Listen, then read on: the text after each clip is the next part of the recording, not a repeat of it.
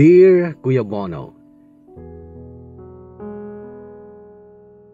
tawagin mo na lang ako sa pangalang Karyo. Shortcut niya ng aking vintage na pangalang pinamana sa akin ng aking lolo sa tuhod na si Lolo Macario. Ako ay 39 anyos na Kuya Bono, pero baka sa oras na mabasa mo ito ay 40 na ako. May 2 kasi ang birthday ko at ngayong sinusulat ko ito ay March 17 na. Isa akong OFW, Kuya Bono.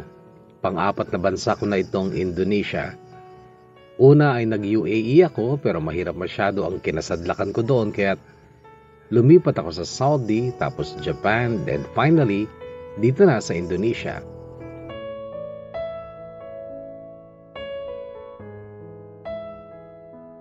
Isinilang kaming magkakapatid sa bayan ng Siniloan sa probinsya ng Laguna.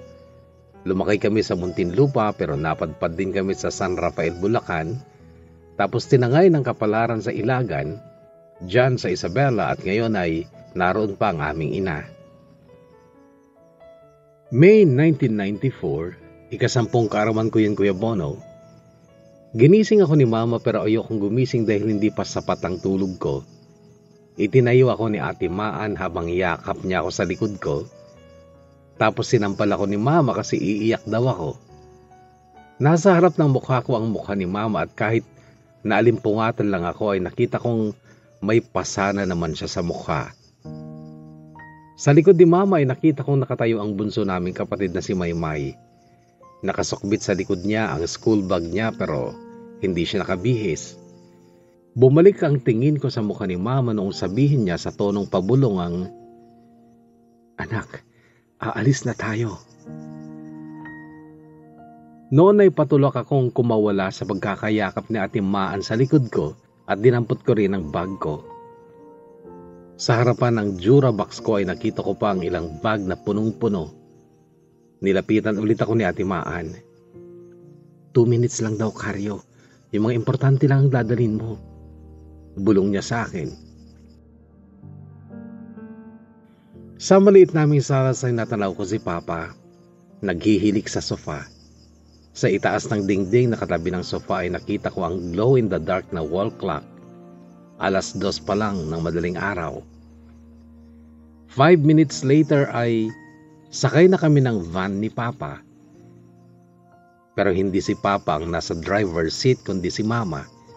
Dahil si Papa ay naghihilik pa sa sofa doon sa malaimpyertong bahay kung saan kami isinilang at lumaki. Si Ate Maan ang nasa passenger seat. Nakita ko ang mukha ni Ate sa salamin sa itaas ng dashboard. Nakangiti siya. Ngiting tagumpay.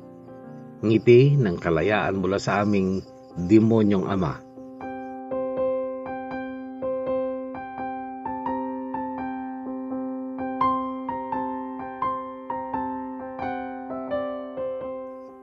Alam kong noon ay hindi pa bihasa si Mama sa pagmamaneho ng 4 wheels, Kuya Bono, pero pagdaraw ko sa bintana ng van ay mabilis naman ang takbo. Limpyo naman ang usad kaya't nakadama na rin ako ng kapalagayan at kaligayahan dahil nga natakasan na namin si Papa at sasakyan pa niya ang ginamit naming getaway car.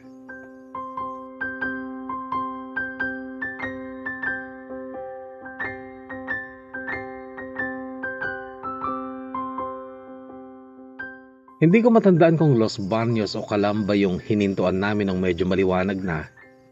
Basta't tabi kasi ng highway ang gotohan na yon kung saan kami kumain. Tig-isang mangkok kami. Madalang mangyari ang ganun, Kuya Bono, na kanya-kanya kami ng pagkain.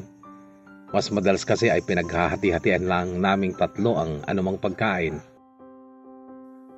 Nung madaling araw na yon, ang sabi ni Mama ay, "Mag-pray muna tayo. Kanya-kanyang pray na lang ha. Tahimik lang. At ikaw, Karyo, mag-thank you kay God kasi 10 ka na." Hindi ko matandaan kung anong dinasal ko noon, Kuya Bono, basta't ang natatandaan ko lang ay nag-birthday ako sa isang gotohan sa highway nung madaling araw na yon.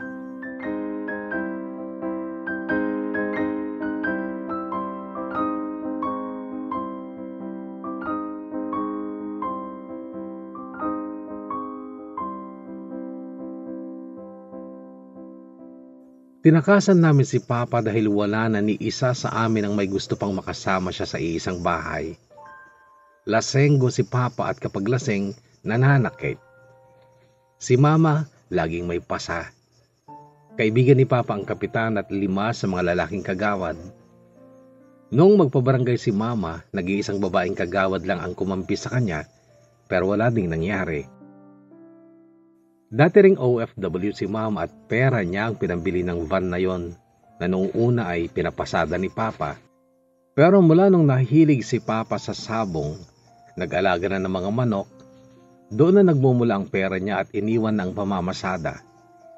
Maliban sa maiksing timpi ni Papa ay may babaeng din silang pinag-aawayan ni Mama. Grade 2 pa lang ako, ganun na sila.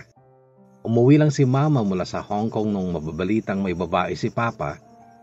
Gusto niyang isalba ang relasyon nila ni Papa kaya siya umuwi, pero hindi naman naglubay si Papa. Naging masahol pa nga dahil napagbubuhatan niya na ng kamay si Mama. Kami ring magkakapatid ay napapalo niya at madalas ay nabubulyawan niya. Pero hindi dating ganun si Papa, Kuya Bono. Mabait siya nung una. Yun ang natatandaan ko. Nung nag-abroad si Mama, siya ang nag-alaga sa amin eh. Nagbago lang siya nung magkaroon siya ng van na si Mama ang bumili. May mga gabing hindi siya umuwi at si Ate Maan na ang bahala sa amin. Kay tagal, Kuya Bono, naghintay ng timing si Mama para matakasan namin si Papa. Nag-aral pa siya ng driving lesson na hindi alam ni Papa dahil ang balak talaga ni Mama ay kunin ng van at iyon ang gagamitin namin sa aming pagtakas. At kami naman, Kuya Bono, ay nagtagumpay na makalaya noong 10 kaarawan ko nga. Nagpunta kami sa Muntinlupa sa kaibigan ni Mama. 1 taon kami doon bago kami napunta naman ng San Rafael, Bulacan dahil nagtayo ng branch ng negosyo ng kaibigan ni Mama doon at si Mama ang namahala. Sa San Rafael ay pinagdasal naming magkakapatid na sana doon na kami pipirme kasi atrasado na ang pag-aaral namin ng 1 taon. Awa ng Diyos ay nagtagal kami doon ng 4 na taon. Nagkasira lang si Mama at ang kaibigan niya tungkol sa pera. Hindi ko alam kung sino sa kanila ang totoong may sala. Ang alam ko lang, nagsulian sila ng kandila. That time ay umiibig ulit si Mama sa isang biyudo na taga Isabela. Si Tito Arnel, at noong mag-away si Mama at ang kaibigan niya, tinangay kami ni Tito Arnel sa Isabela. Tumira kami sa isang barangay ng Ilagan na may napakalawak na maisan. Natatandaan ko pang noong nakasakay pa lang kami sa van habang binabagtas ang kalsada sa pagitan ng malawak na maisan, gusto kong bumaba noon at magtatakbo sa ilalim ng mga mais. Maging ang mga kapatid ko noon ay namamangha sa paligid. Si Maymay naman ay nakatitig sa bundok sa di kalayuan, ang bundok ng Sierra Madre na siyang parang bakod sa pagitan ng kalupaan ng Cagayan Valley at Philippine Sea. Mama, dito ba tayo titira? Narinig kong parang malungkot na tanong ni Ate Maan noon. Lumingon si Mama kay Tito Arnel na siyang nagmamaneho ng van. Dito daw ba yung barangay nyo? Oo, dito. Pero banda pa doon ang bahay. Sinabi ko naman sa inyo, liblib itong amin. Nakadama ko ng tuwa noon. Sa mga pelikula ko lang kasi nakikita ang ganong kalawak na maisan. Sa madaling salita, Kuya Bono, ay doon na kami napirmi at doon na rin nagpatuloy ang buhay ng aking pamilya.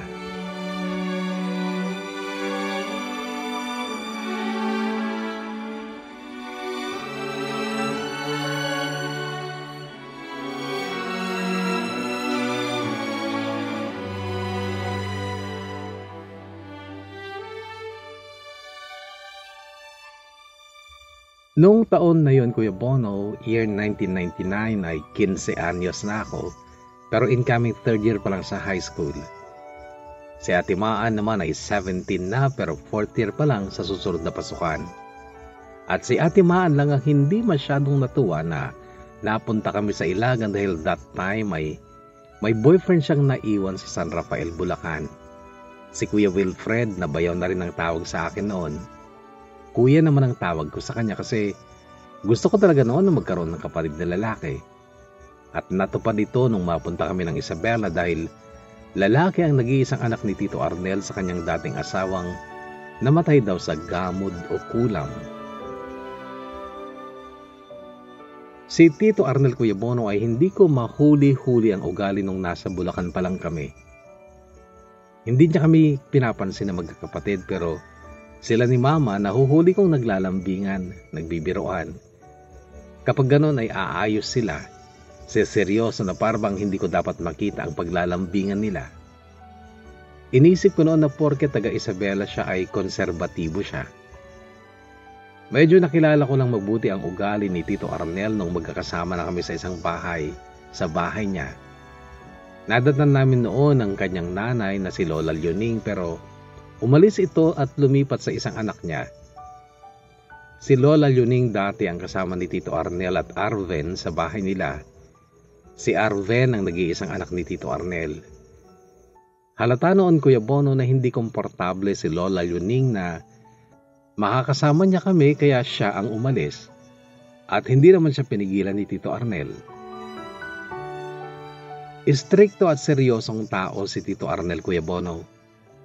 Dapat minsan lang siya magsalita, sumunod ka na. Ayaw niya yung salitang mamaya na o saglit lang po. Dapat sumunod ka kagad.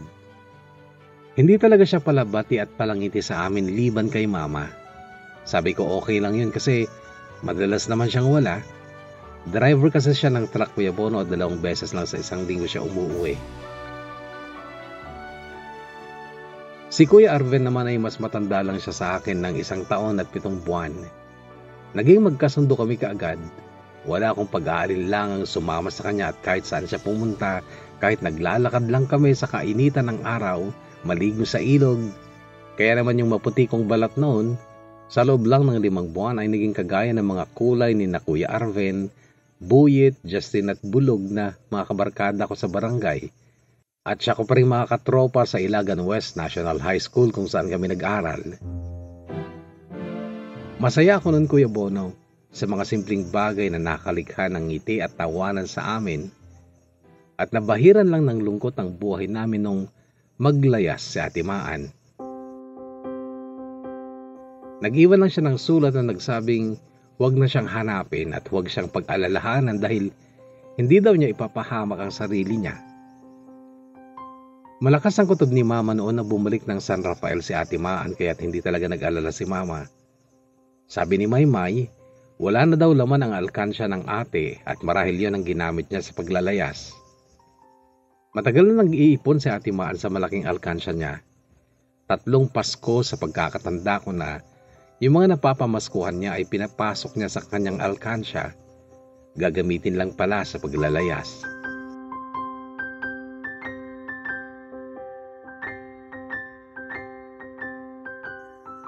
Maraming kaibigan si Mama sa San Rafael na siya niyang pinagtitext noon pero hindi daw nila nakikita si ate doon.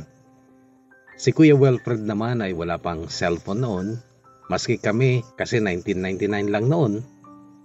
Yung cellphone nga ni Mama at Tito Arnel ay dipindot lang noon. Narinig ko ang usapan ni Mama at Tito Arnel nung umagang yon. Nakahiga pa ako pero sa salas kasi ako natutulog lagi dahil mainit sa kwarto ni Kuya Arven. At hindi talaga ako sanay na may katabi. Hayaan mo na. Kilala ko ang panganay ko. Wais yun at maingat.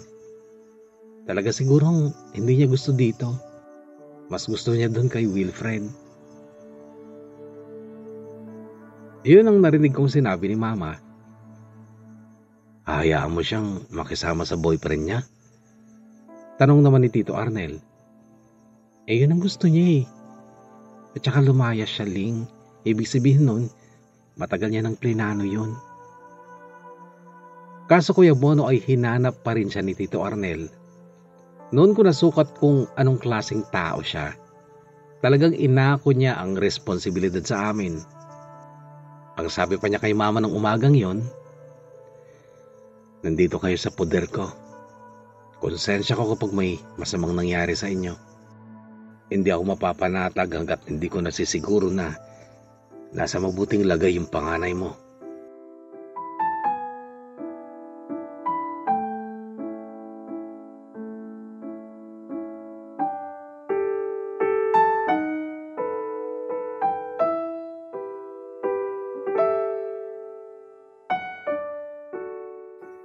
Nahanap ni Tito Arnel si Ate Maan sa bahay nga ni na Kuya Wilfred pero kakatanggap lang daw ni ate ng trabaho noon sa isang department store sa Baliwag, Bulacan kaya't hindi siya nakasama kay Tito Arnel pauwi ng Ilagan. Nakatira na daw siya kina Kuya Wilfred pero hindi naman sila magkasama sa isang kwarto. At least napatunayan ni Mama na tama siya sa pagkalkula niya sa panganay niyang anak. Pero hindi doon nagtatapos ang kwento ni Ate Maan, Kuya Bono, dahil may isang gabing nag-inuman kami ni na Kuya Arven, Buyet, Bulug at Justine. Inamin sa akin ni Kuya Arven na nagkaroon daw sila ng lihim na relasyon ni Ate Maan. At yun ang dahilan kung bakit naging malungkot si Kuya Arven at napapadalas noon ang pag-inom niya. Sa pananaw daw ni Ate Maan ay mali at pangit ang relasyon nila ni Kuya Arven kaya siya bumalik ng San Rafael at ibinirik din ang sarili kay Kuya Wilfred.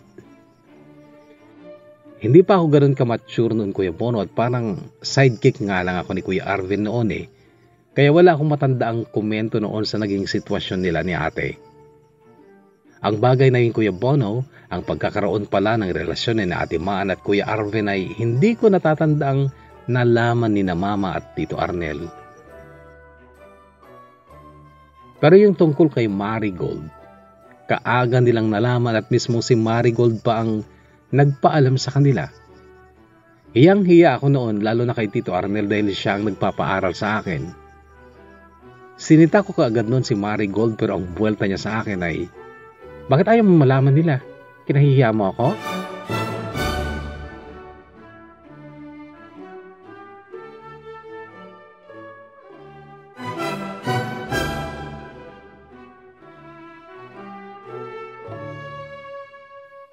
Kabarangay namin si Marigold, Kuya Bono.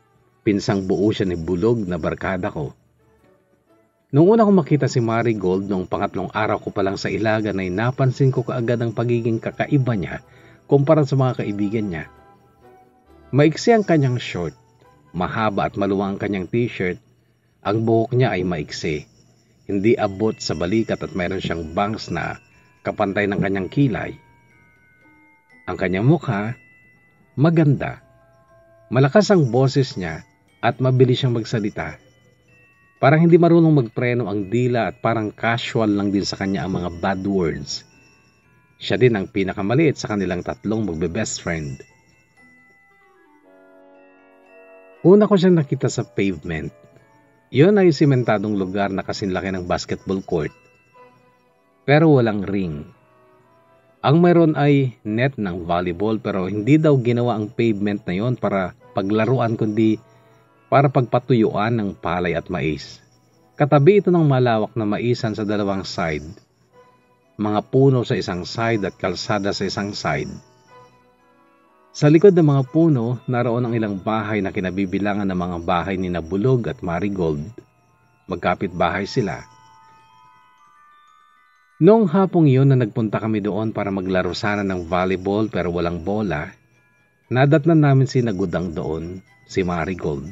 Kasama niya mga kaibigan niyang sina Bitang at Jenny. Narinig kong inutusan ni Bulog ang pinsan niyang si Marigold sa malambing na tono pero minura lang siya nito. Marigold, pakiram mo nga yung bola kay SK.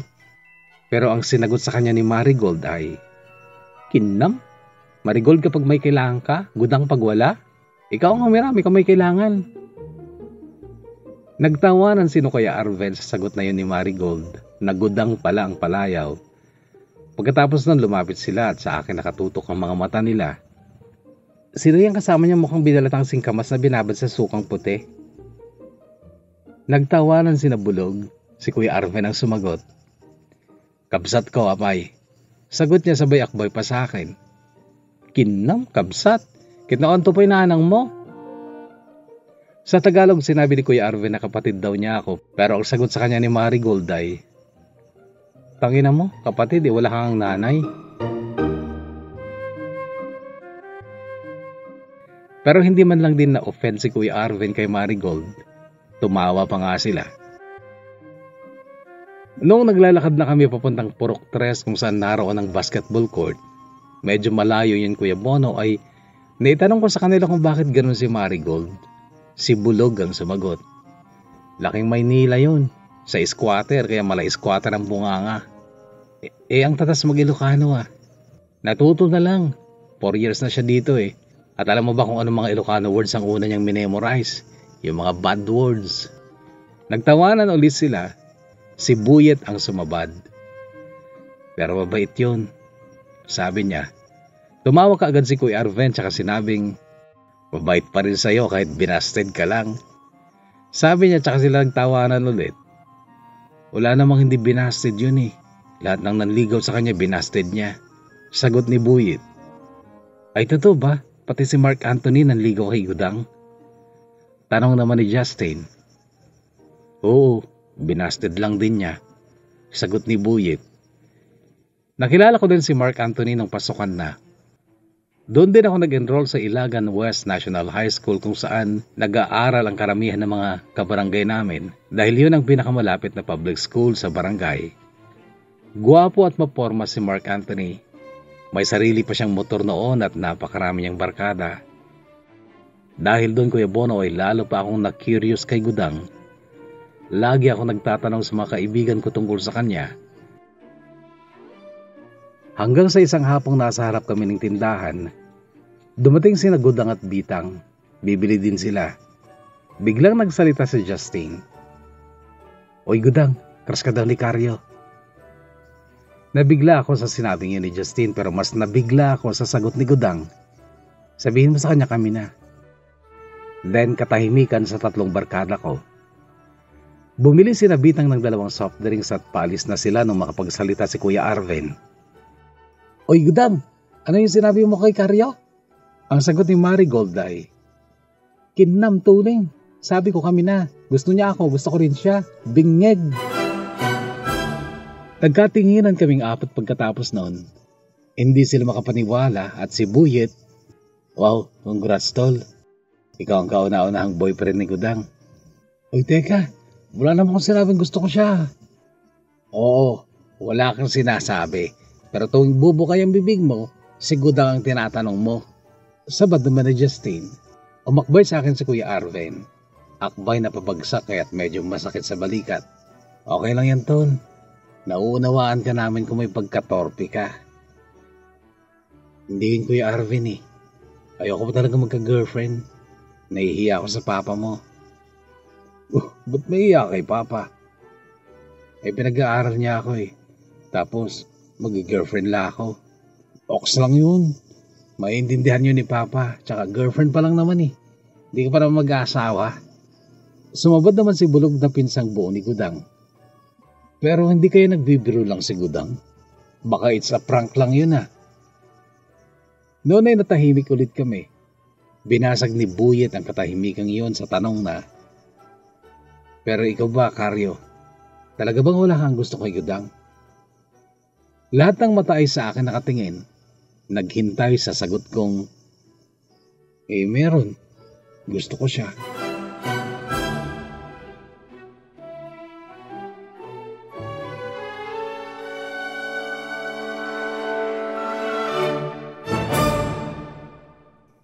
Ang totoo maganda talaga ang mukha ni Marigold, Kuya Bono. Hawig siya kay Camille Prats. Dati nga daw ay Sara ang munting prinsesa ang tawag sa kanya.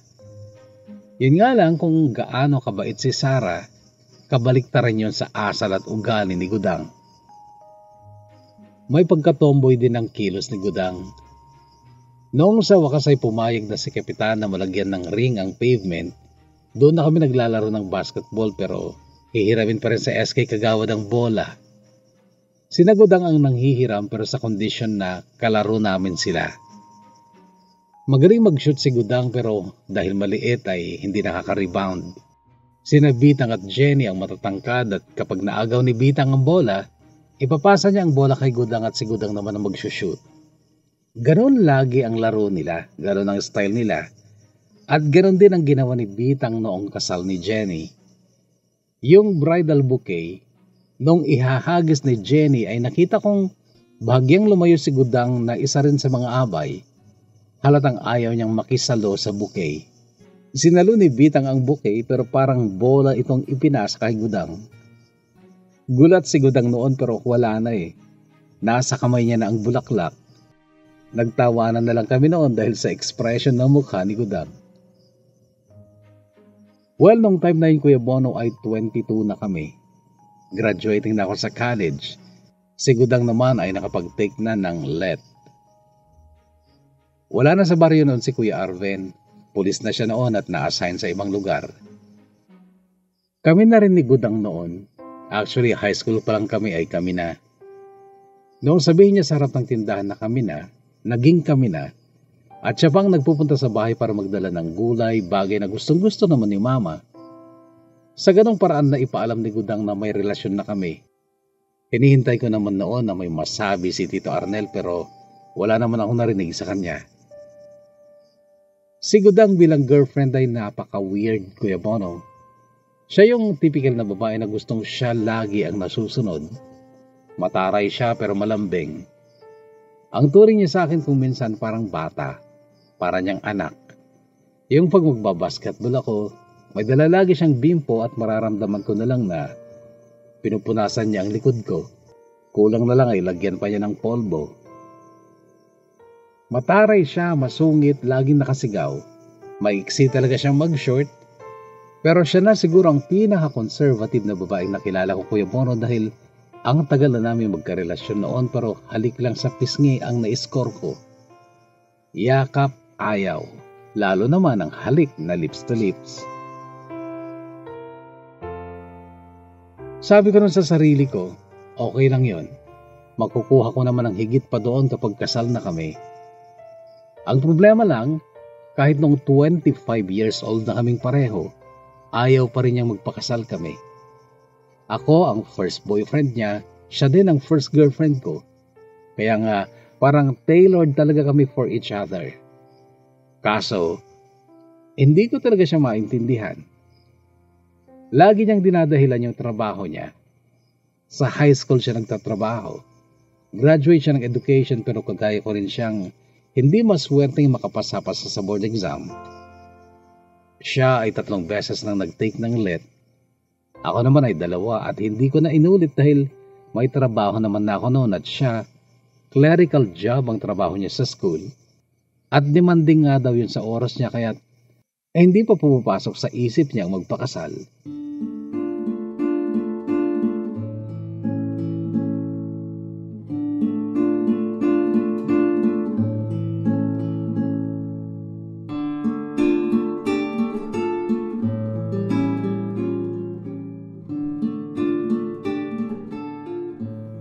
Nag-abroad ako sa Abu Dhabi, Kuya Bono, taong 2009. 3 taon yung kontrata ko noon at usapan namin ni Gudang, magpapakasal na kami pag uwi ko. Technical staff ako sa mall. Graduate kasi ako ng Electronics Engineering, Kuya Bono, sa CSU Cari. Nag-boarding house lang ako noon pero linggo-linggo akong umuwi ng Ilagan. At oo, nagka-girlfriend din ako ng college ako ng 2, liban kay Gudang. Kaya lang hindi sila nagtagal dahil si Gudang talaga ang tunay kong mahal. Alam ni Gudang na nagka-girlfriend ako. Bahala daw ako. Hindi raw niya kasiraan yon. At hindi niya ako brinig nung malaman niyang may iba ako. Alam daw kasi niyang sa kanya din ang bagsak ko. Umuugong pa rin sa utak ko ang salita niyang yun noon. Kahit magpapatol ka pa sa iba, sa akin pa rin ang baksak mo, Karyo.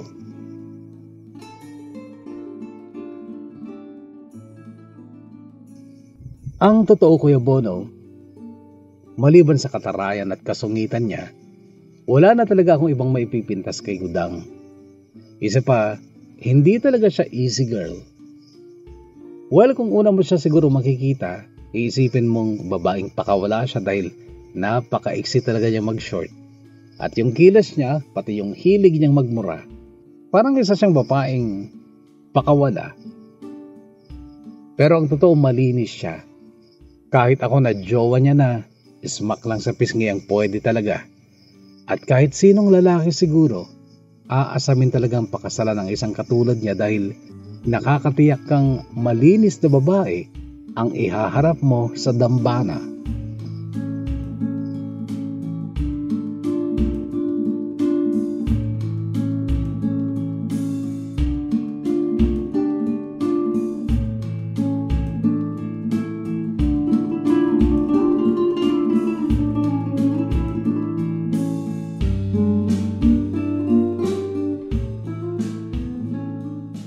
Natapos ang kontrata ko sa Abu Dhabi January 2012. Pero parang tinamad akong umuwi matapos sabihin ni Gudang na ayaw pa niyang magpakasal. 2 buwan bago ako mag-endo, may in-applyan ako online na trabaho sa Saudi. Nakaka-chat ko mismo ang magiging boss ko at ang laki ng offer niya sa akin. Magre-repair lang ng mga appliances ang trabaho ko. Hindi ko nagawa yung trabahong yun sa UAE dahil nasa mall ako at ang mga appliances doon ay puro naman bago. Nagse-set up lang ako sa mga display, nagde-demo sa mga customers. Gusto kong magkumpuni ng mga sirang appliances kasi yun ang hilig ko. Napilitan akong umuwi, Kuya Bono, pero ipinahalata ko talaga kay Gudang na hindi ako masaya dahil muli ay dinelay niya ang kasal na kay tagal kong inaasam-asam. Pero nagulat ako sa sinabi niya nung gabing parang sinusuyo ako. E di kung gusto mo, mag-live-in na tayo.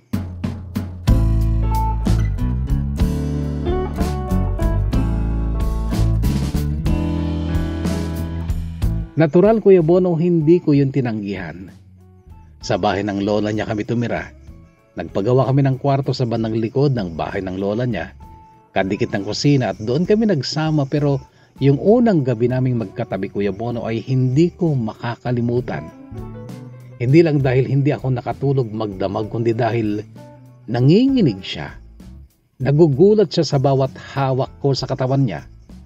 Tapos babaluktot at parang ayaw talaga niyang ipagkaloob sa akin ang hiyas niya.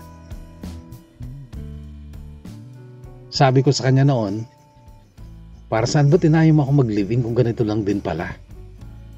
Hindi niya ako sinagot, parang umiiyak siya. Tinalikuran ako matapos niyang sabihing, bukas na lang. Then natulog siyang nakataligod sa akin, yakap ang malaking unan.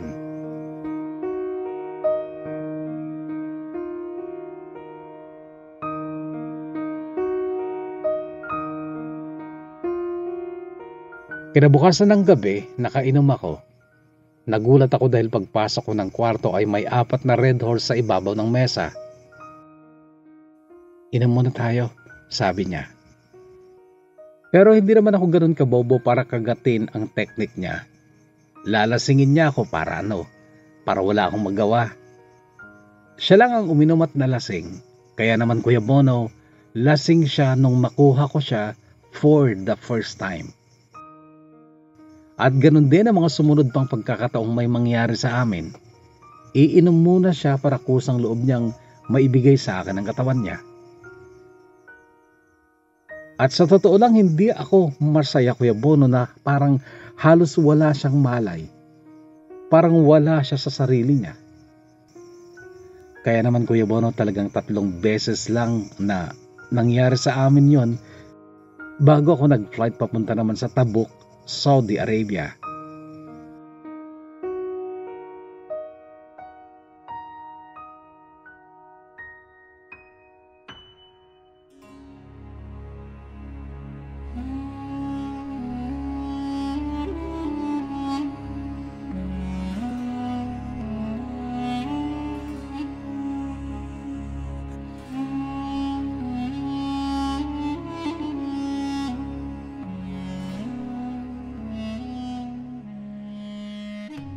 Sobra ang pagkadismaya ko nung makita ko ang shop na pagtatrabahuan ko ng 3 taon sa Tabuk.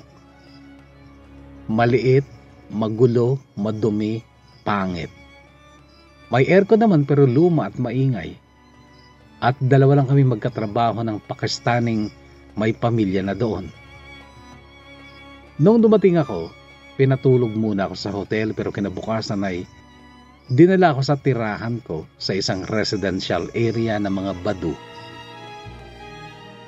Ang mga tinatawag nilang Badu, Kuya Bono, ay yung mga Arabong maiitim at kulot na parang African. Pero sa area na yun ay hindi naman lahat Badu, pero karamihan. Parang kung sa Maynila siguro, squatter yung lugar na yun. Malalaki pa rin naman ang mga bahay, kaya lang ay halos dikit-dikit at ang daanan ay masisikip na eskinita, maraming kalat. At ang kwartong ibinigay sa akin ay nasa dulo ng isang masikip na eskinita. Isang kwarto lang, parang studio type. Noon pa lang, Kuya Bono, ay nagsisisi na ako. Apparently ay nabiktima ako ng matamis na salita ng employer ko. Oo, mas pataas ang sweldo, pero kung nasa sodi ka, lalo na tabuk pa, sa ganong lugar kung saan ako tumira ay matatakot ka. Naisip ko tuloy yung mga sinasabi nilang kailangan kong maging balbasarado para hindi ako mag-ahasa. Kaso wala akong balbas at kung hindi ako mag-aahit ay hindi rin maganda ang tubo ng bigote ko. Nag-ingat na lang ako, Kuya Bono. Sabi ko noon kailangang maiwasan ko ang mag-ahasa. Pero hindi ko naman naiwasan. At yung gumahasa sa akin ay kusang loob kong pinapasok sa kwarto na may ngiti pa sa labi ko dahil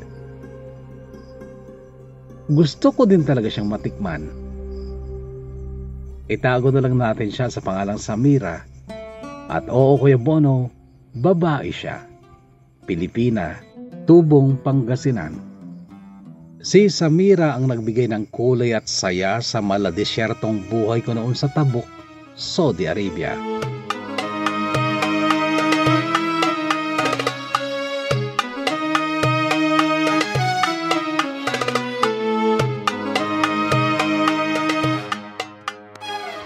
Nakilala ko si Samira isang umaga, araw ng Biyernes. Galing ako noon sa tindahan ng isda. Sa paliko sa eskinitang kinaroroonan ng kwarto ko, nakita ko siyang palapit sa tapunan ng basura. Naka-uniform siya ng uniform ng pangkadama at may takip na tela sa ulo at mukha niya. Mayroon siyang bitbit na 2 garbage bag. Nasa likuran niya na ako nang bubuksan niya ang takip ng malaking garbage bin, pero bigla siyang napasigaw ng, "Ay, puking ina!" Kasunod doon ay nakita ko ang paglundag ng 2 malalaking daga mula sa garbage bin. Hindi ko tuloy napigilang tumawa. "May daga rin pala dito," sabi ko. "Ay, kabayan ka pala? Akala ko Nepali ka. Mabuti ka kasi." Sabi niya sabay tanggal ng telang nakatakip sa mukha at buhok niya. Maganda siya, Kuya Bono. Morena at bagay sa kanya ang buhay na nanal sa pagitan ng labi at ilong niya. Pinoy ako, sagot ko. Diyan ako nakatira, oh. Turo ko sa dulo ng eskinita na siguro ay nasa 20 metro lang mula sa kanto. Ito naman ang bahay ng amo ko. Kapag nasa rooftop ako, natatanaw ko yung kwarto mo. Indiano dati nakatira dyan, ah, sabi niya. Sa Saudi, Kuya Bono, bawal mag-usap ang babae at lalaki na hindi mag-asawa. Pero umagang-umaga kasi yun, mag-aalas 5 pa lang at tulog pa ang buong Saudi. Late silang matulog, Kuya Bono, late din ang gising. Kaya safe kaming magkwentuhan saglit ni Samira noon. Nagkakuhanan din kami ng Facebook at yun ang naging simula ng aming makasalanang relasyon.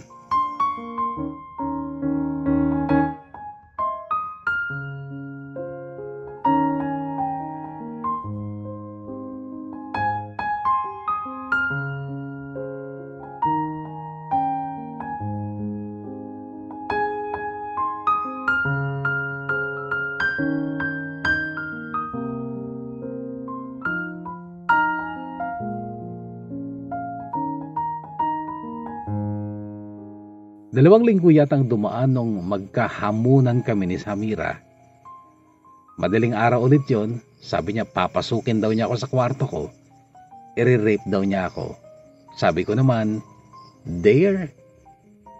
At yon ang ginawa niya. Hindi na siya dalaga, Kuya Bono. May anak na siyang isa. May ka-live-in na rin pero walang kwenta daw ang ama ng anak niya. Doon daw sila nakatira sa bahay ng magulang ng partner niya sa Pampanga. Medyo chubby na si Samira noon. May mumunting bilbil pero malaki ang kanyang mga papaya at sanay na sanay siya sa kama. Idagdag mo pa yung talagang sabik kaming pareho kaya't ang kwarto ko talaga noon ay baka umuusok sa init ng aming pagniniig.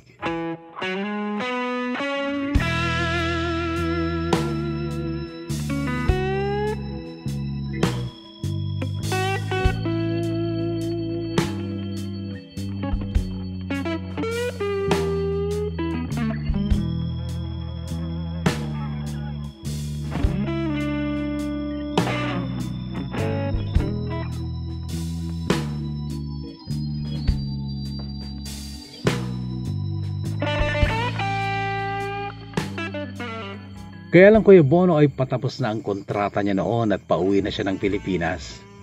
Huling gabi niya sa Tabuk. Muling may nangyari sa amin, hindi lang isang round kundi 3. Nung nasa Pinas na siya, madalang kaming mag-chat dahil nag-iingat siya sa live-in partner niya.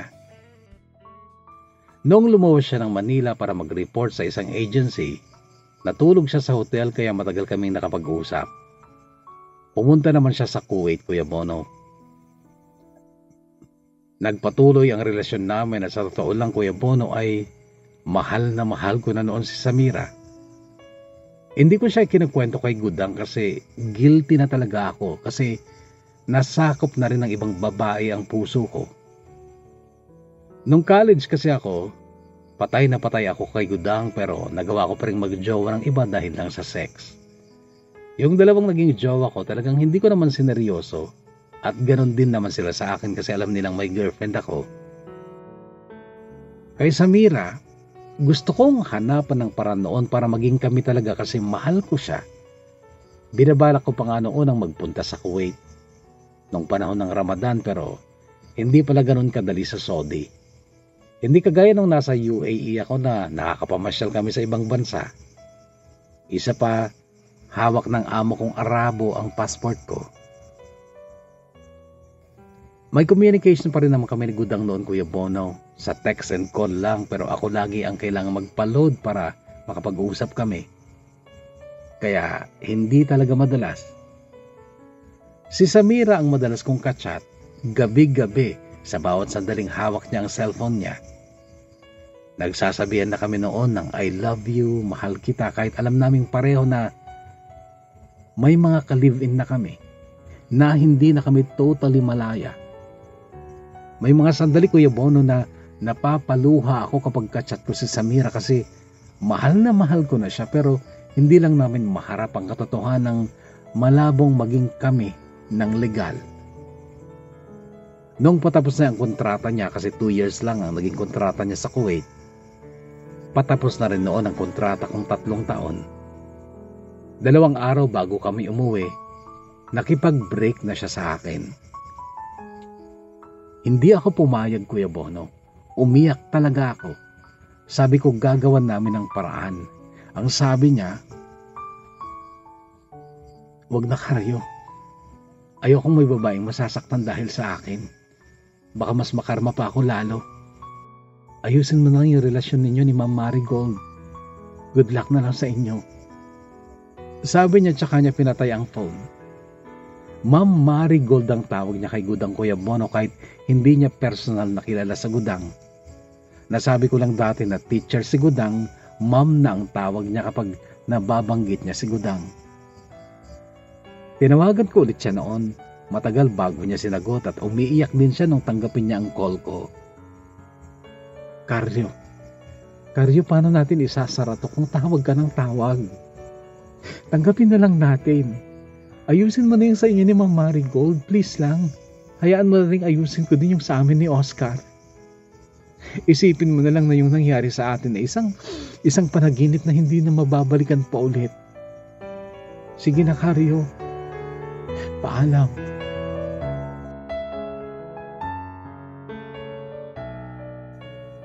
Pinilit kong isiping mabuti kung dapat kong sundin si Samira. Oo, mabuting babae si Gudang Kuya Bono. Malinis siya. Matapang lang, mataray, masungit at yun nga, may problema kami sa sex.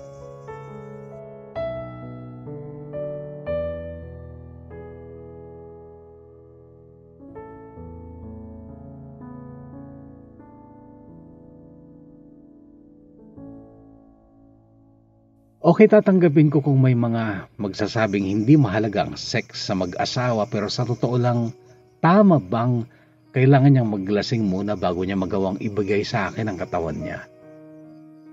Iniisip ko, nakakadiri ba akong kasex? Oo, hindi ako kagwapuhan, hindi rin ako macho. Pero bakit si Samira, hindi naman nandiri sa akin? Ganon din yung mga naging girlfriend ko sa Tugigaraw. Si Samira, magana naman siyang kasex ako. Kaya nga Kuya Bono, nahulog ng husto ang loob ko kay Samira dahil ramdam ko ang pagtanggap at pag-ibig niya sa akin. At kaya napakahirap ding tanggapin talaga Kuya Bono na matatapos lang ng ganon ang relasyon naming dalawa.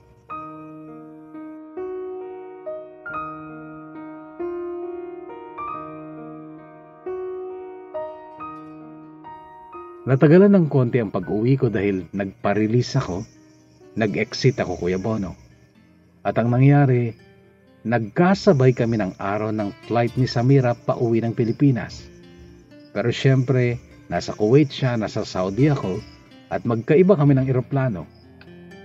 Hindi ko lang binabasa noon yung ticket ko basta't nakita ko na connecting flight siya. May stop sa Oman at saka sa Thailand. At hindi ko inaasahan Kuya Bono na magtatagpo kami ni Samira sa airport ng Thailand at sa iisang eroplano na kami sasakay pa uwi ng Pilipinas.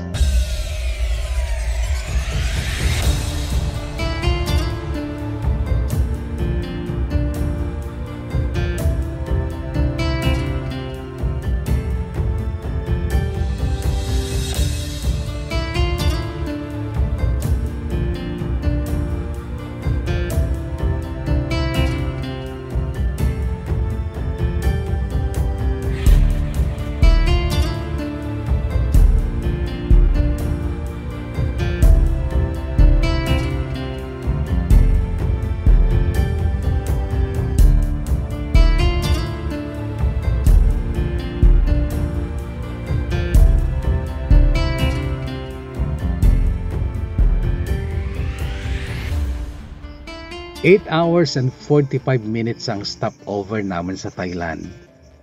Napakahaba nun Kuya Bono at hindi ako iniwasan ni Samira. Kami lang ang magkasama, magkatabi, magkasabay kumain. At doon ay nag-usap kami. Nagkasundo kaming kakausapin namin ang mga live-in partner namin. Kung makakalaya kami ng maayos at payapa, magiging kami. Basta't isa lang ang ayaw ni Samira. Pinagkadiinan niya na ayaw niya ng gulo at ayaw niyang may masasaktan siyang iba para lang kami ang magkatuluyan. Noon pa ako sobrang napapahanga sa kanya Kuya Bono. Siguro may mga lalaki dyan na nanghusga na kay Samira dahil sa mga nangyari sa amin noon sa Saudi. O talagang uhaw siya sa pag-ibig, mainit sa kama pero hindi yun sapat para maging kapintasan niya dahil ang totoo, napakabuti ng puso niya.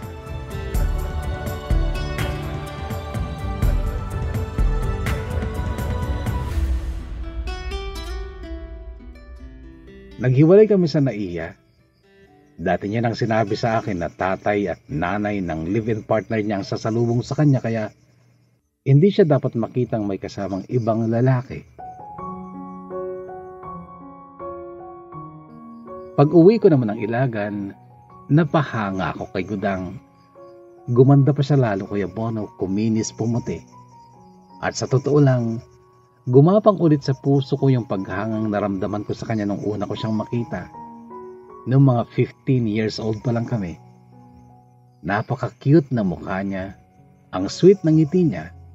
Wag lang talaga siyang magsasalita dahil mabubura lahat ng sweetness sa pagkatao niya.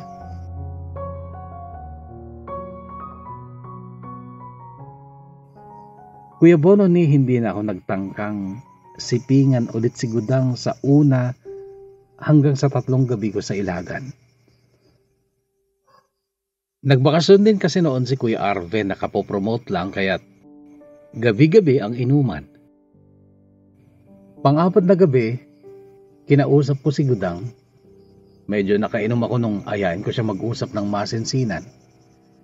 Ang sabi niya, "O Karyo, panahon na rin siguro para harapin natin to. Harapin ang ano. Alam ko maraming katanungan sa isip mo. Tama. Una na dyan yung tungkol sa relasyon natin, Gudang. Bakit ayaw mo akong pakasalan? At sa pagtatalik natin, bakit kailangan mo pang maglasing?" Okay, Karyo, makinig ka. May pagtatapat ako sa'yo. Pero sana, kung ano man ang mangyari sa atin, tayo na lang makakaalam nito. Tayo na lang makakaalam sa ipagtatapat ko sa'yo.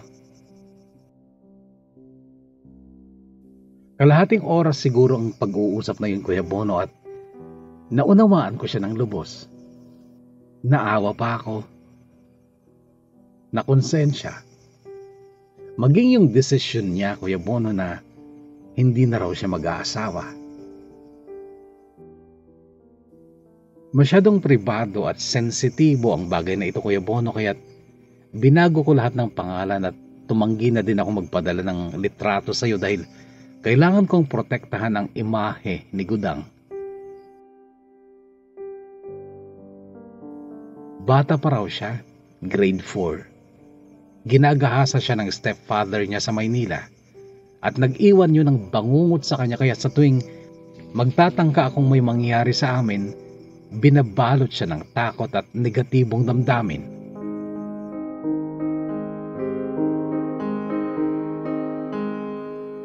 Ang sabi pa niya, "Karyo, maniwala ka.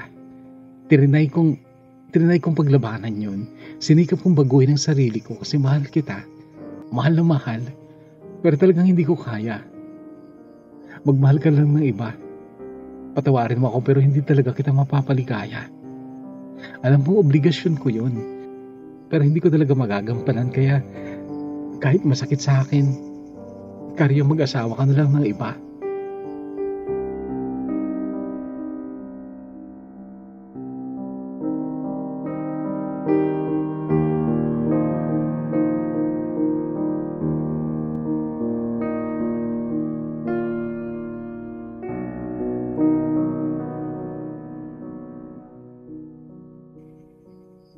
Naniniwala ako, Kuya Bono, na kami talaga ni Samira ang tinadhana ng Diyos na maging mag-asawa.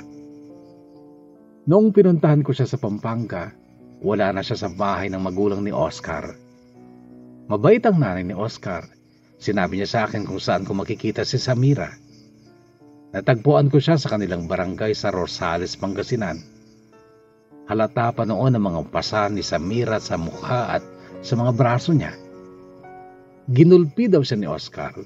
Binasag ang phone niya at sinira ang SIM card niya. Ang problema, hindi na maalala ni Samira ang password ng Facebook niya. Gumawa daw siya ng bagong account at inad niya na ako pero hindi ko naman daw kino-confirm. Ang totoo, Kuya Bono, hindi ko pinapansin yung mga nagpapa-add sa akin.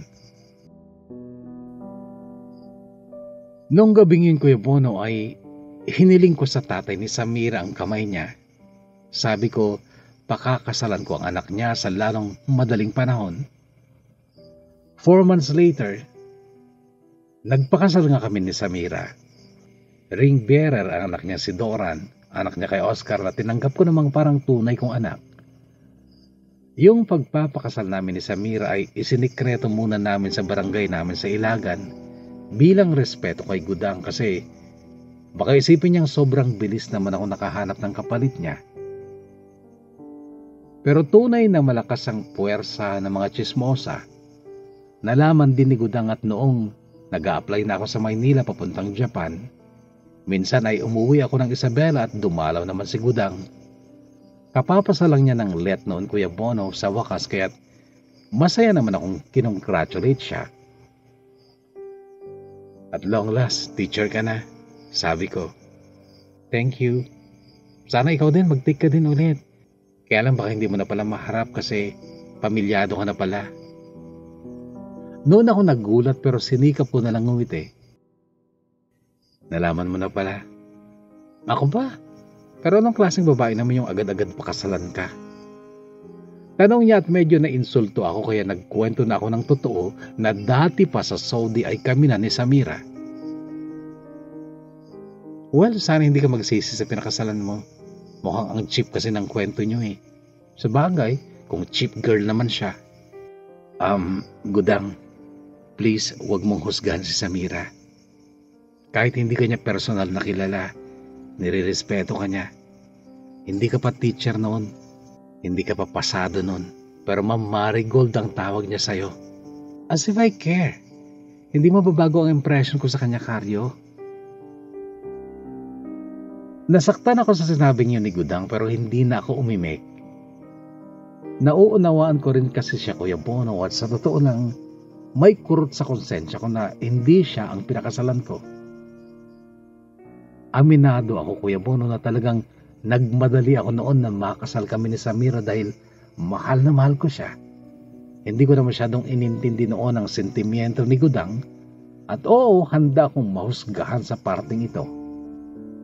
But still, hindi ako nagsisi na si Samira ang pinakasalan ko.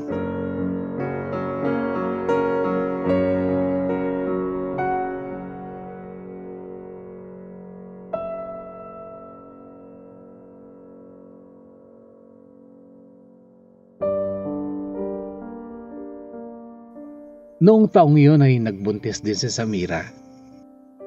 Noong mga anak siya ay nasa Japan na ako, pinalad ako mapasok sa Panasonic Corporation, Kuya Bono, pero after 5 years ay inilipat naman ako dito sa Jawa Barat, Indonesia. Planta din ito ng Panasonic.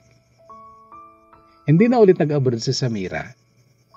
Matapos kong maipaayos ang bahay ni na Mama at Tito Arnel ay nagpatayo na rin kami ni Samira ng sarili naming bahay doon sa kanila sa Rosales, Pangasinan.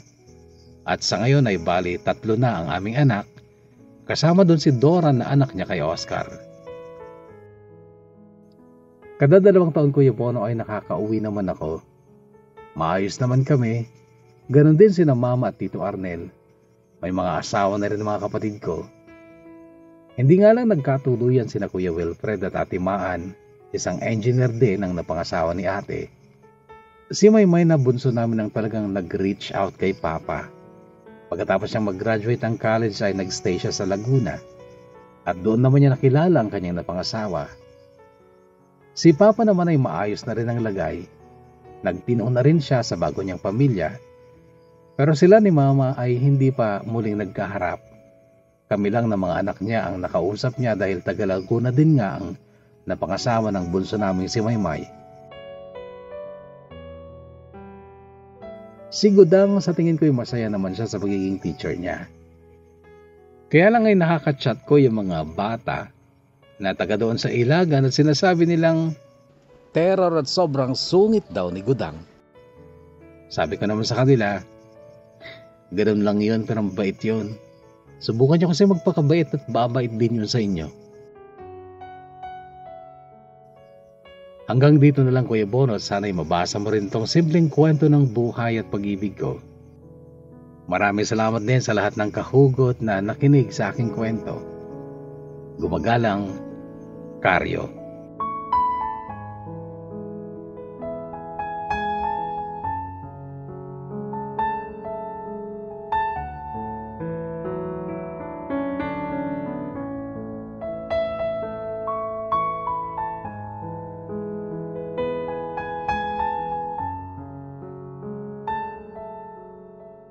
Tinanong ko si Karyo kung bakit sinabi niya nakukonsensya siya na hindi si Gudang ang pinakasalan niya.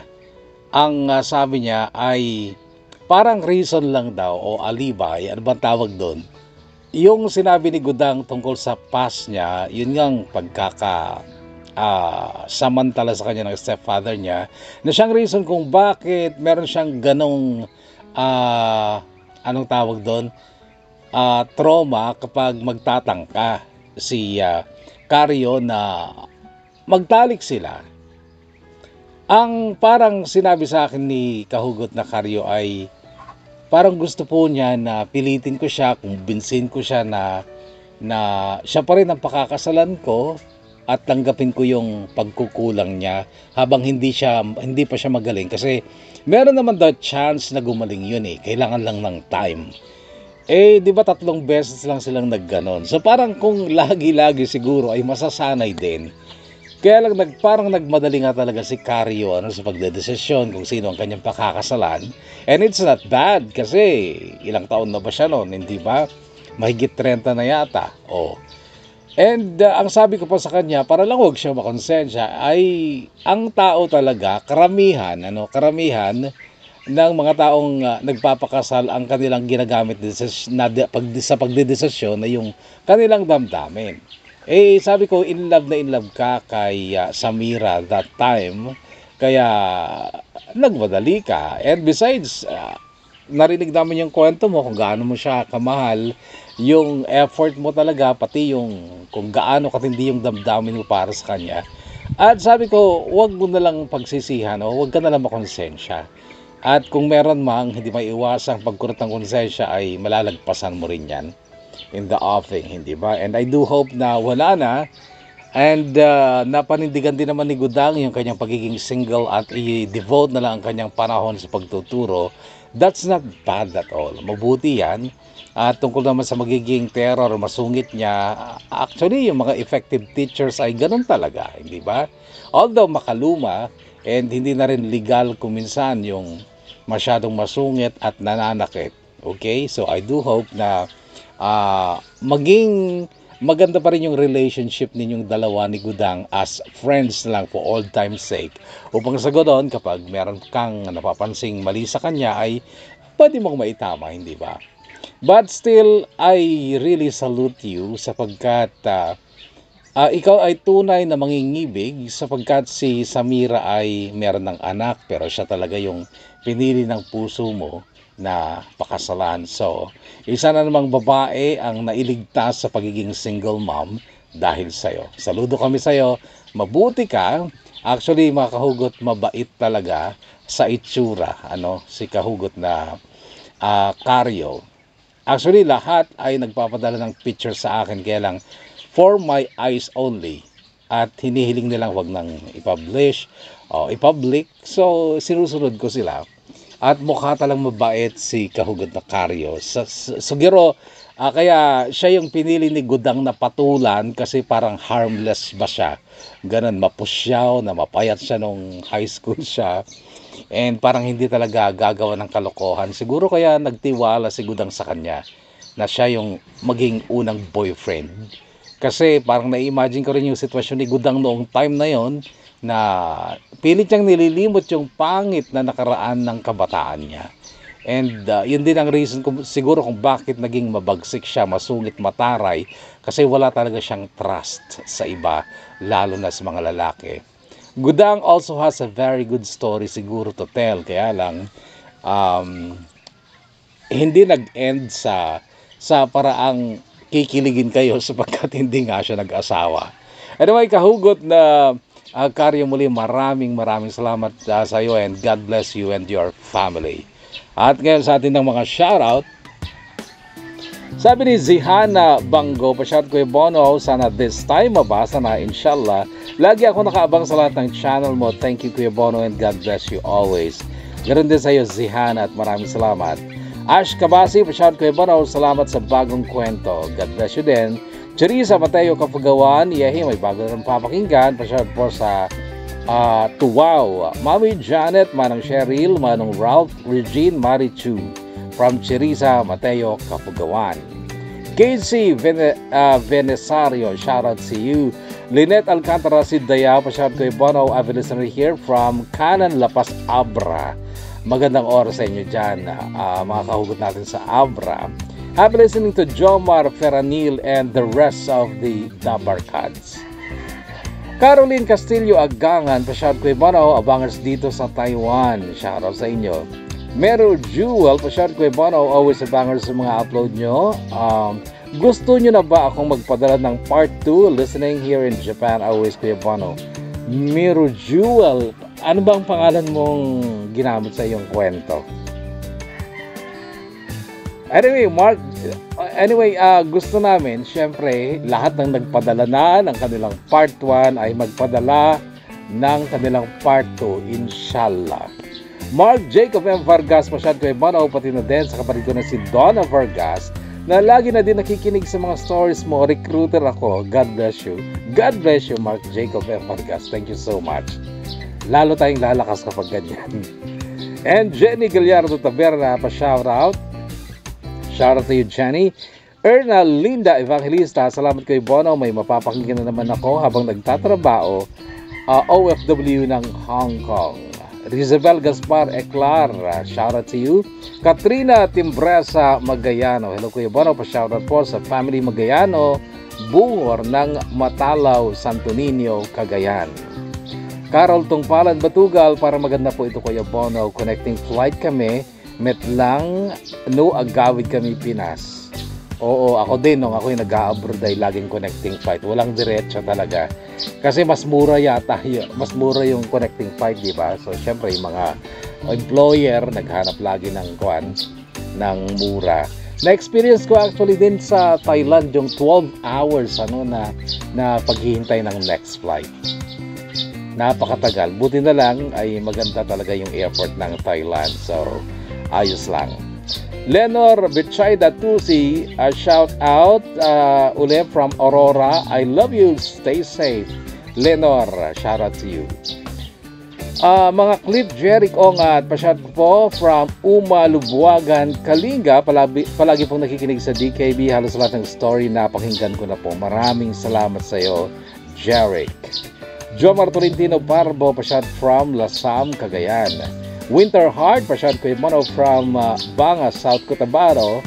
Silent listener mo po ako since 2020. Sana this time mapansin mo na po ako. Winter Heart, shout out to you. Carla Ligado Darupan Mundo.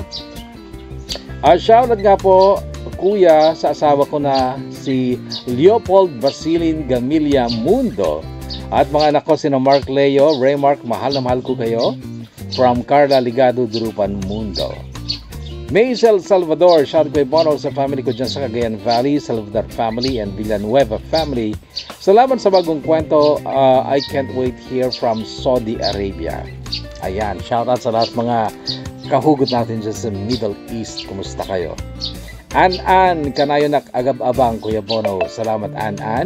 Rahima Sanday Budi, assalamualaikum. Alaikum salam Rahima. Salamat po sa bago na namang mapapakinggan. We always support you. YouTube page po sa pamamagitan ng hindi pag-skip ads. Thanks a lot, Rahima ng Jubail. Ani Solano Tobia, shout kay Mono from Hong Kong, taga-Tagum, Davao del Norte. God bless sa ating lahat.